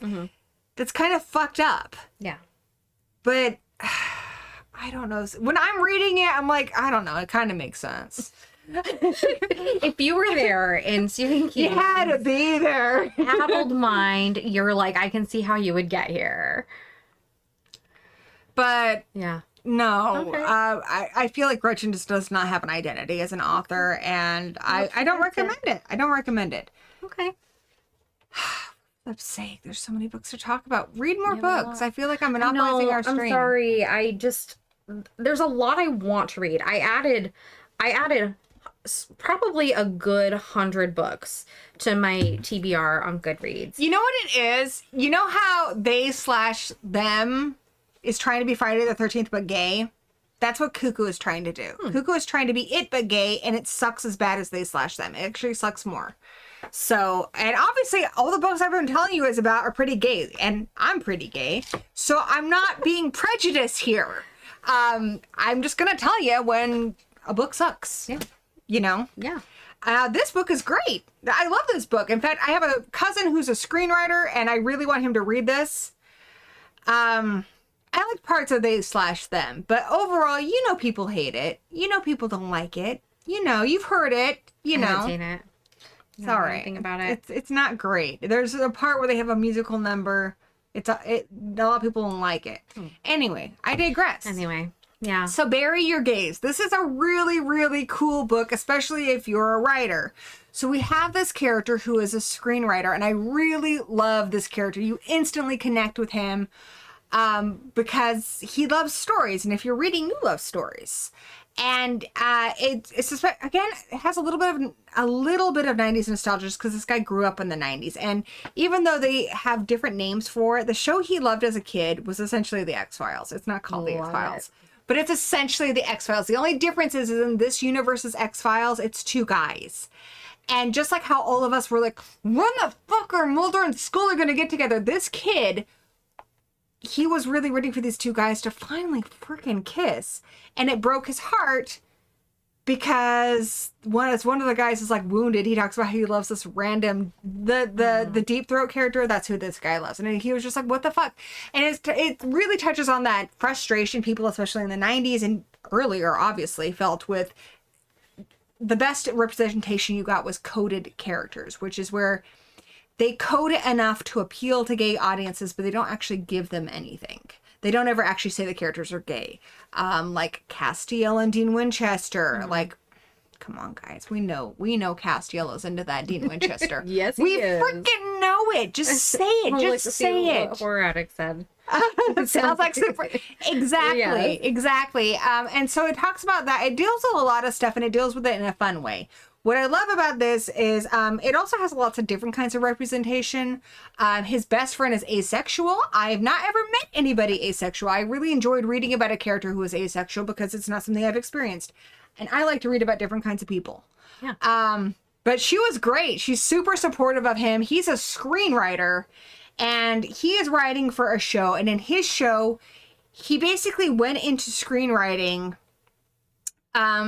because he wanted to do what wasn't done for him. So he has a show about these two like FBI agent types, two women, and he wants them to end up together on his show. And the network said, okay, but you have to kill one, which is the bury your gays trope. You know, we're right when the gay couple gets together, one of them dies. You know, think like Tara dying and Buffy, things like that, where they're essentially punished and they don't get a happy ending. And he says, no, that's the whole reason I got into this environment is I don't want to do that. And they refuse to allow him to have that. Now, all of a sudden, weird stuff starts happening. He's written some creepy horror things. Like, he has this character who's really creepy, and he'll ask you for, like, a cigarette. And if you give him one, he, like, follows you. Anyway, it's like a Smoky Man guy. He's in, like, a horror movie. I can't remember all the details, but it was creepy in the book. Just trust me. Anyway, he sees one of his characters on the street, and this guy asks him for a cigarette. And he's like, okay, nice cosplay, dude. But this guy doesn't break character. He sees another one of his characters later on, a few chapters later. Ooh. And then he's like, no, these are actually my characters. One of the characters is really, really scary. She essentially knows about the end of the universe. And she thinks she's saving people by telling us essentially what is there after we die. But the knowledge of that is so much for us that we end up crying in a cuddled ball. Yeah, okay. We can't fathom it. And so she thinks she's helping us, but if she touches you, then that's what happens. This is a fictional character he wrote, and he sees it on a plane, and he's like, oh, shit. Like, if she touches me, it's going to actually happen. And it does. It happens to people he knows. It, you know, she touches people he cares about. So his characters are attacking him in real life, and you're like, what is going on here? And, yeah, and so... And then the backdrop of this is, like I said, he's working on this TV show where this is initially the initial where we start with him.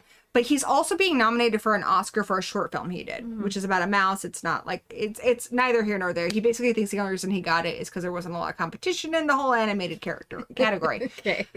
But yeah, he's going to be like going to the Oscars and stuff soon. And all this stuff is happening. And I want to tell you what it all is because it's so genius.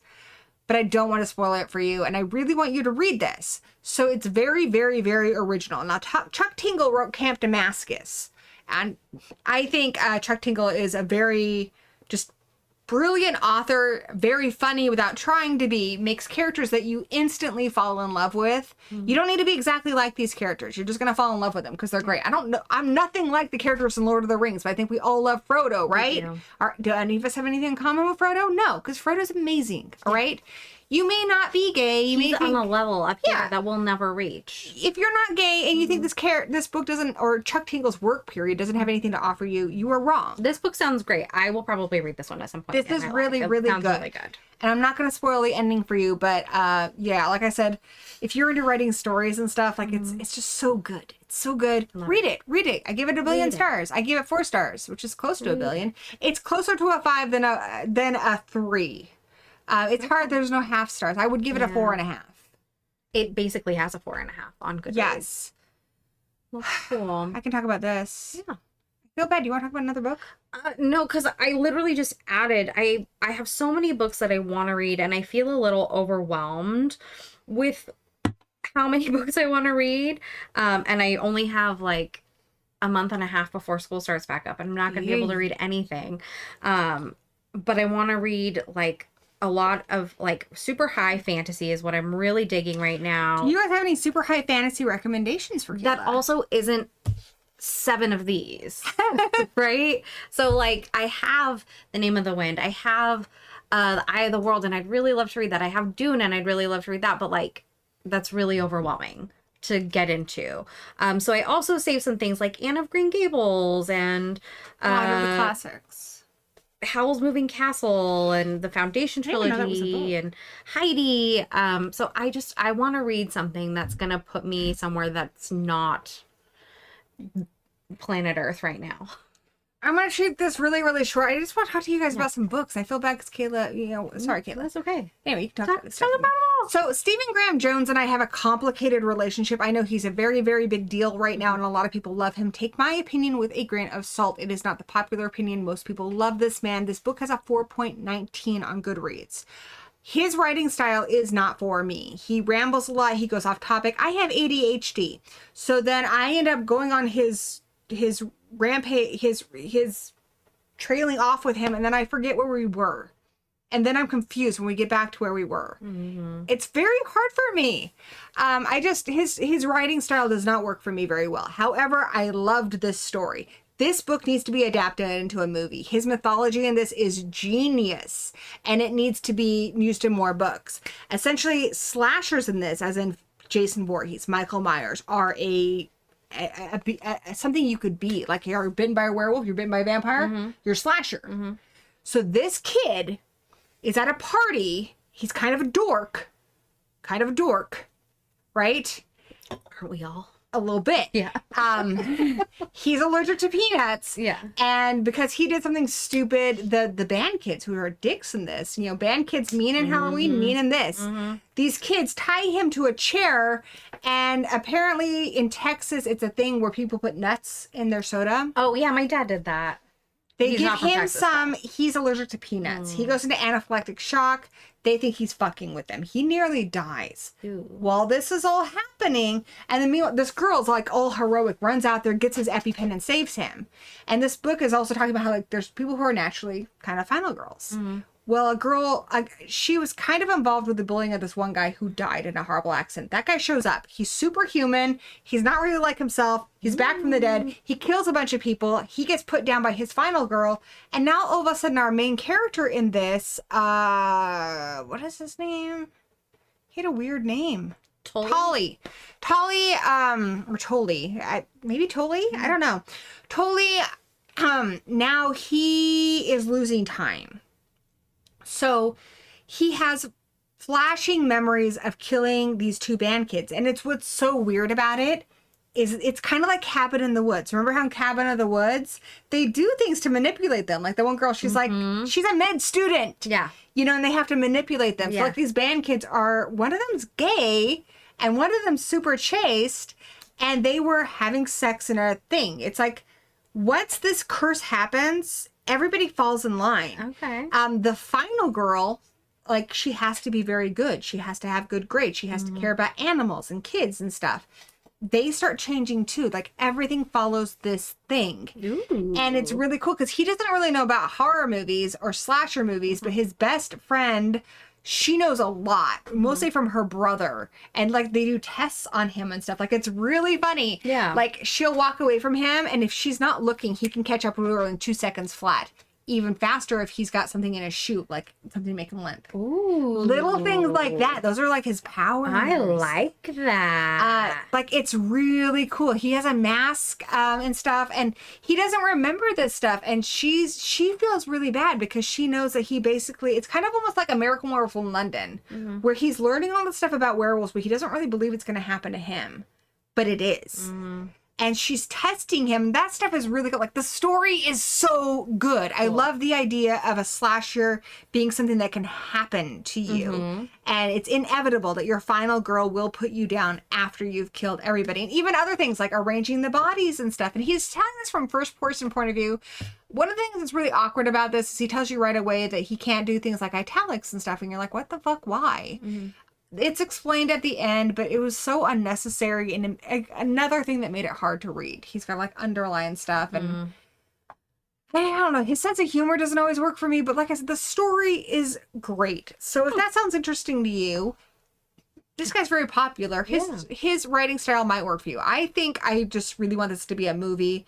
The story would be 5 stars, but because of the writing, it gets 3 from me. But you know what? What do I know? So, you know a lot. You're actually very educated. You have a whole rubric. Do you want to hear about some more books? Yeah. What else? I've been reading a lot of Buffy stuff. Yeah, you have. You have a lot of Buffy stuff because I told you guys I'm planning for that series. So I read this. This is a very academic book on Buffy the Vampire Slayer, but he talks about involation, which is like making connections from different episodes. It's very dense reading, but it's very, very good. I also read the novelization of the Buffy the Vampire Slayer movie. Are you the only movie. person who's currently reading it? I finished it, so it's not me. So only one person is reading it.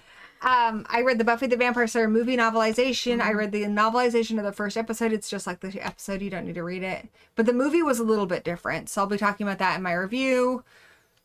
I'm reading some Buffy the Vampire Slayer books now, like Slayer Stats, which is really fun and I highly recommend. I read the children's book of Buffy the Vampire Slayer. That was fun. I might read that live on the show, like a gory story time. I really like that. What else? I read this book to Danny. I think this is the last one I'm going to talk about. I read this book to Danny. It's called Succubus. I liked this so much. This is a pairing between Nikki Noir and S.C. Mendez. I enjoyed this so much that I got the other pairing that they did together, and these are called new adult books. So they're about people in their 20s. I got Petite Morte, which is, I wasn't as into that one. Some of the, it's a short story collection, but it's very extreme horror and it's very sexual. And it's a little, I don't know, I don't need to hear. You can only listen to so many descriptions of testicles before you're just like, I get it. Okay. So I wasn't as into Petite Mort, but I will say Succubus was great. Oh my god. Okay. What can I tell you? Yeah. Actually, I'll talk about one more book after this. Okay. Anyway, Succubus is essentially, it's a short book. You should absolutely read it. It's about this band, which is these 3, they're called the 3 mothers, these 3 women here, and they have a whole legend about how, like, they always choose somebody at the concert and then they take you backstage, and the whole thing is that they're succubuses and they're gonna bone you on this bus to death. Right. Maybe to death. I don't know. But this girl and her brother, her brother's kind of raised her. He's obsessed with this band, and music used to be the thing that bonded them.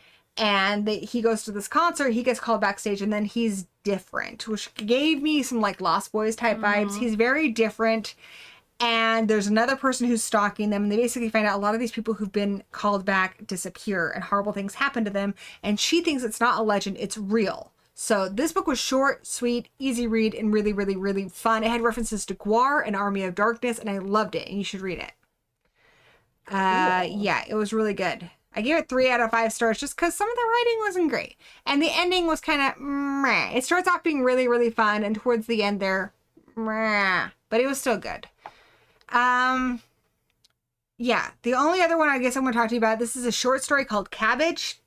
This was really creepy and really I remember good. you talking about this one, yeah. Did I already talk about this? To me, not to them.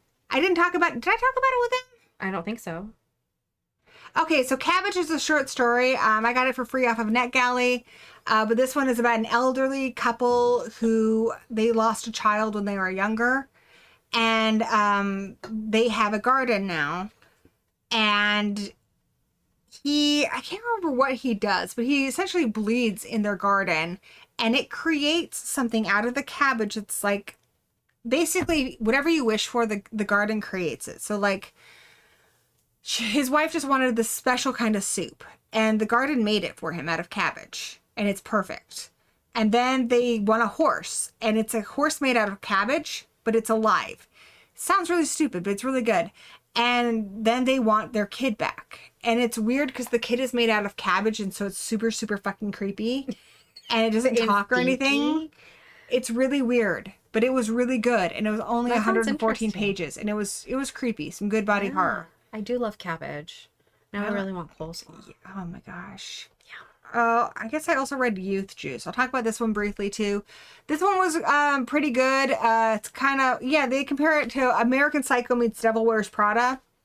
This girl gets a job at a cosmetics company, and with her, you don't know much about her, but you know she's damaged. She's constantly chewing on her hands to the point where she's got scabs on her hands. Like she's not biting the nail, she's chewing on her hands. So it's so bad she wears gloves, but she is very high fashion and everything. She gets this job, kind of Devil Wears Prada style, at this cosmetics company. They make this new thing called Youth Juice, and this stuff is amazing. It instantly heals her hands, like overnight. Ooh. It instantly heals any, scars you have. It makes wrinkles disappear. It's amazing. But What's the price? what is the price? The price is whatever it's made out of, which is pretty messed up. And there's a lot of interns who've been going missing. So that's all I'm going to tell you. I listened to the audiobook of this and it was really good. Pretty funny and dark. I don't know. I shouldn't say it's funny because it's funny the way American Psycho's funny, okay? In like a really dark way. I recommend it. How exciting. That was a lot of books. You read a lot of books. I read a lot of books. I like big books and I cannot lie. You do. You're kind of an overachiever. Oh my God, Becky, look at her books. They are so big. They're like She out looks there. like one of those rap guys with girlfriends. Oh, good times. Yeah. Well, we'll see what's the next book that we had on our list was We're supposed to read How to Make a Horror Movie and Survive. How to Make a Horror Movie and Which, remember Craig DiLouie from last year? He wrote the 13th episode. I do remember. And I did pre-order that one on Kindle. So I should have it. Craig DiLouie, he also wrote a book called Suffer the Children, which I recommended a lot on this channel. It's really, really scary, and I don't get scared easily. That was really good. He wrote 13th episode, which the audiobook of this is so good.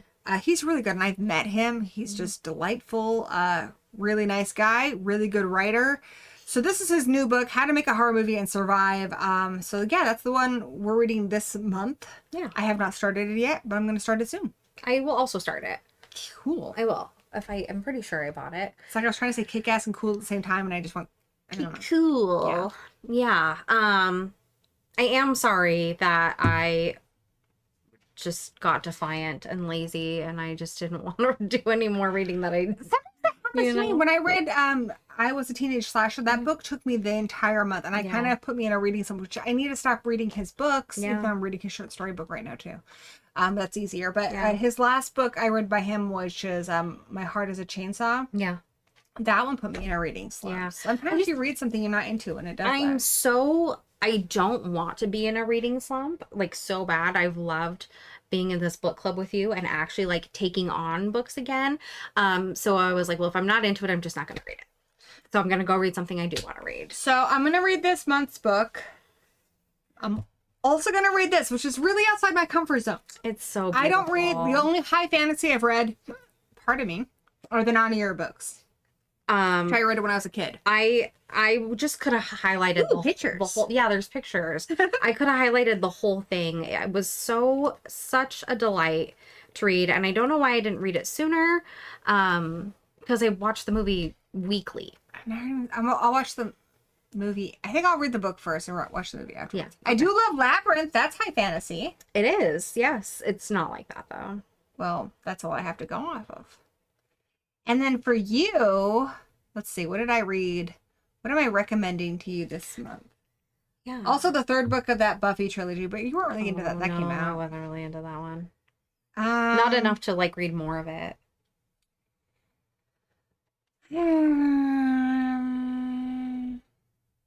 That one's pretty good. Yeah. I'm gonna go to my favorites list. Okay, I was gonna say if I can find that one on the library, I'll read it. It probably is on there. Okay. Let's see. Let's go over here. Okay, let's see what's here. Have you read Project Hail Mary? No, but I got the audiobook because you told me to get it. Okay, that's what I want you to read. Okay, so what we're gonna start doing is we're gonna, even if she doesn't have to read the book club book. She doesn't have to. She can. I can't. Because she's an autonomous person. Yeah. I'll read it because I have more time in my hands because I'm not in college. But you do have to read the book I recommend to you. Okay. Or listen to it on audiobook. Okay. That's fine. Because I'm going to read The Last Unicorn. This is a little outside my comfort zone. I'm getting you into something really good here. So Project Hail Mary, there's a movie coming out of this. Yes. With Ryan Gosling, who was Love him. Ken. Love him. He's just So Ken. good. I love this book so much. And I don't even read science fiction. Okay, my brother made me read this. And I was like, I don't even know. I didn't like The Martian that much. I didn't hate The Martian, guys. I'm not a monster. I just wasn't that into Doug liked it. The Martian. I thought it was okay. I thought it was, to me, it was typical stuck in space or a natural disaster and you get him back. Like, I kind of knew that he was going to get rescued at the end and stuff, right? This is a lot different. So part of it's a mystery because this guy wakes up in a space station. He knows this is weird. He doesn't seem to be an astronaut. He has no idea how he got there. He's naked, among other things. And so part of it is why is he here and what's his job? What's he supposed to do? He's there all completely alone. And then as he starts to remember stuff, it's revealed in the story. So you learn about it as he does, which is really fun. So I'm not going to spoil a lot. What I will say, without spoiling anything, is this is one of the most endearing books about friendship I have ever read. You know how sometimes you read about a character and you just want to take them out of the book and cuddle them and be best friends with them forever. Like, I feel like that way about Anne of Green Gables. I'm just like, girl, I love you. Let's be best friends forever. There's a character in this book named Rocky that, like, I would take a bullet for Rocky. Okay. I love Rocky. Okay. So much. Okay. I'm excited. I'll listen to it because I do have it on Audible. I also recommend listening to this on audiobook just because there are certain parts of this book, without wanting to spoil it to you, that just read better on an audiobook. It's in space. Space things. That's without spoiling for you. I already have it. Oh, yeah, I like Ready Player One. That's science. I like some science fiction stuff. My Doug really liked Ready Player One too. He like talked about that book for ages, and he should be reading Ready Player Two. But I also recommended a book to him that he's not reading because he's reading comic books. My brother said Ready Player Two wasn't good. Ready Player One's his favorite book of all time. That's crazy. I recommended to Doug this book I read a long time ago. It's called Love Star, and it's. Have you read it? No, but can you make Doug read Project Hail Mary too? I'll try. He's It's like science not fiction. He's not reading anything. He's not even reading the book that I asked him to read. Well, what's this Love Star? So thing? Love Star is, I think about this book all the time. So it's like the future, and everybody has like, there's a lot of different things going on in this book, but essentially like everybody has like their person that they're like meant to be with, and this couple, they're like the main character, they don't get picked for each other, and it's like really weird. And you can like, there's just all this weird like futuristic stuff, and when you there's God, I can't explain it and do it justice, but there's this whole thing about like radio waves and this Love Star dude. He's kind of like a Steve Jobs type character, and there's like technology that interferes with like the birds. It's a lot and it's weird, but it's so cool, and I literally think about it all the time. I want to read it too. Yeah. But I'm going to read The Last Unicorn. Read that one first. It's easy. You'll be done with it in like 2 days. Would we both consider urban fantasy? That's what Connie said. Connie, I love urban fantasy. What is what would urban fantasy Urban be? fantasy, Buffy would count as urban fantasy. Right. Urban fantasy, that's my jam. Urban fantasy is set in our world, but it's stuff that would believably happen in our world. Like Buffy the Vampire Slayer, well, she's not telling people that she's hunting vampires. Right. One of my favorite urban fantasy series is the Queen Betsy series, where she finds out she's the queen of the vampires. It's so good. Patricia Briggs writes a lot of great urban fantasy. There's actually a new Queen Betsy book called Undead as Fuck. AF is what it's called, but I can interpret it. Yeah. Anyway, I really want to read that. But what is your recommendation, Connie? I'd love to know, because there's a lot of Laurel K. Hamilton. Have you ever seen like the Sookie Stackhouse books? Oh yeah. That's urban fantasy. Well, like I read the Magicians books. Those would probably be considered urban fantasy. Probably. And I didn't watch the show because I hated the characters in those books, but the story was really cool. There are some commonalities, and usually they are written in first person. Usually they're serialized. There's usually more than one book in a series.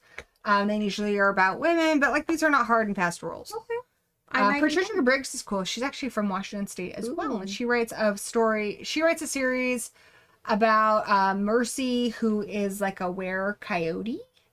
And That's she's cool. in a world of like vampires and werewolves and stuff. And she's a mechanic and she's super badass. Okay. Those are really good.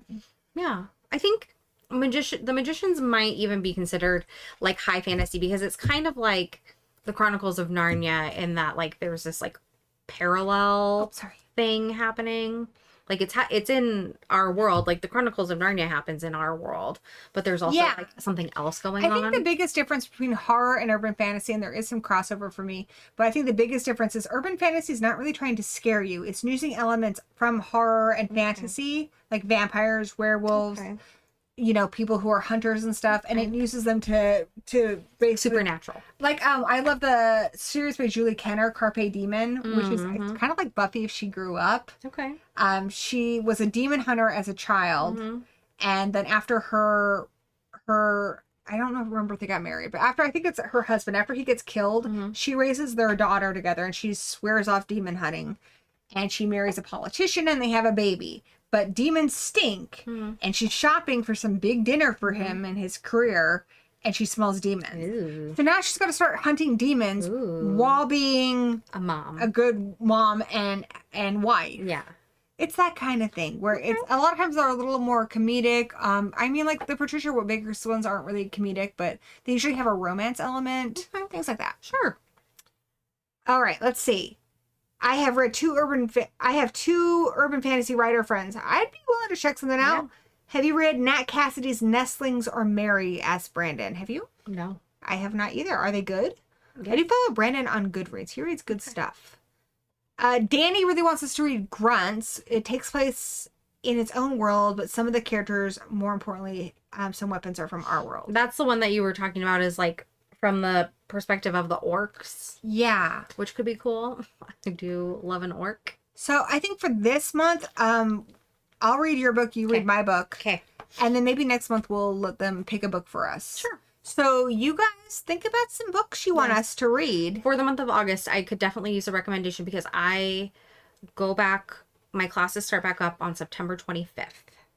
So I need to get as much in as I can between now and then. You can also pick different books for us because she does like more high fantasy, high sci-fi. Like she'll read like those Doom books and stuff. I do. High fantasy and like classics. I like a good book that's written in like 1940 or like 1880. I like books set in like for me the past is like I love books set in the 80s or 90s. No, I want to go all the way back.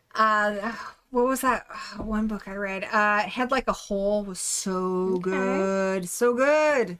Okay. So yeah, if you have I like horror, pretty much anything horror is a good bet. But I've read a lot of horror, so you know. Try to get something she hasn't read. Go through her I haven't read 75,000 books on Goodreads. Not that many. It's I have like 616 ratings. It's not even that many.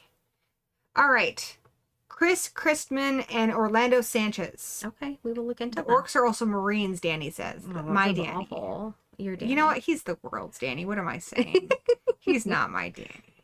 I mean, he's also my Danny. He's also your Danny. Our He's Danny. our Danny. But Doug is just my Doug. He's nobody else's Doug. Fair. Hey, Jason. Good to see you. Brandon says Nestlings is great. It's about motherhood, body horror, and cult of maybe blood. Oh my god, that sounds amazing. And a cult of what? Maybe bloodsuckers sold. Okay, I'll add it to Nestlings by Nate Cassidy. Both have books on Amazon. Nestlings. All right, I'm going to add this to my want to read. And then what was the one that Connie mentioned? Orlando Sanchez. So I think this is Connie's friend. And all right, so I'm gonna check out these guys, and I read a lot of books, so I'll check them out, and if I can find one of their books at the library or something, maybe I'll check it out, and maybe I'll check out Nestlings, see what I can find. But I will be reading Orlando Sanchez. How to Make a Horror Movie and Survive for sure, and I will be reading this Last Unicorn. You can also find me on Goodreads and see what I'm reading. You know, we can be book buddies. We can read stuff at the same time. You know what, Connie? If you read one of the books with me, I'll read it. I like reading books with people. Good idea. So tell me which one's your favorite of their books, and we can read it together. You guys can message me on all the social medias. It's Gory B Movie on everything. We also have the Strange and Unusual Book Club on Goodreads. There is a link in the doobly-doo down below if you forgot like what this month's book is or whatever. Yeah. I am not really on a lot of social media, but I'm on Goodreads. You can find me there. My reading is slowed. I'm a slow reader anyways, but be patient with me. Recommend. I don't mind adding books to my TBR. I will live forever if I have to get through my TBR. And I'm glad we're back. You can find her by finding the book club, which is in the link below, Kayla. But yeah, she doesn't have like an Instagram and stuff because she's just schooling. School takes up a lot of time, guys. It does. It's a lot of work. Yeah. But by the end of it, I'm going to be so smart. Oh my gosh, yes. I'm going to be smart. Don't you just wish you could just take a pill though and just be like, I know accounting. Yeah, that'd be great. That would be great. I have to take calculus next quarter. That doesn't sound fun, but I'm not a math person. I'm kind of excited for it, but also scared. That sounds scary. We'll see how it goes. I was a literature major. It was fun. I bet it was. My oldest sister, she's also a literature major, and she does a lot of poetry. And I'm like, oh, what I wouldn't give. That's the only thing a poem. I didn't enjoy. I don't like poetry that much. That's like her whole thing. I'm like, I would love to write a poem and not build a financial statement. But I did have to take classes on like Victorian literature and Shakespeare, and I ate that stuff up. Yeah. All right. Danny says that we're both very bright. Thanks, bud. Yes. We're smart cookies. He's very bright too. He's just lovely. All right, guys, that was a lot. But it's because we've been gone for so long. These streams aren't usually even that long. But a lot of catch up. And you know what? It was so wonderful to see your faces. I missed you guys. I missed you guys so much. I missed Connie and Brandon and Steven. And I see Danny all the time. I didn't really miss him that much, but kind of missed him because I haven't seen him since this afternoon. That's a whole story that's neither here nor there. But I really loved hanging out with Kayla. And if I didn't mention you, you know what? I did miss you. I am just not ready to tell other people about it yet. There you go. Yeah. Miss ya. Do you have anything you want to say before we go? No, I don't think so. Thanks for hanging out and talking about books with us. Alrighty. Until we meet again. Blessed be.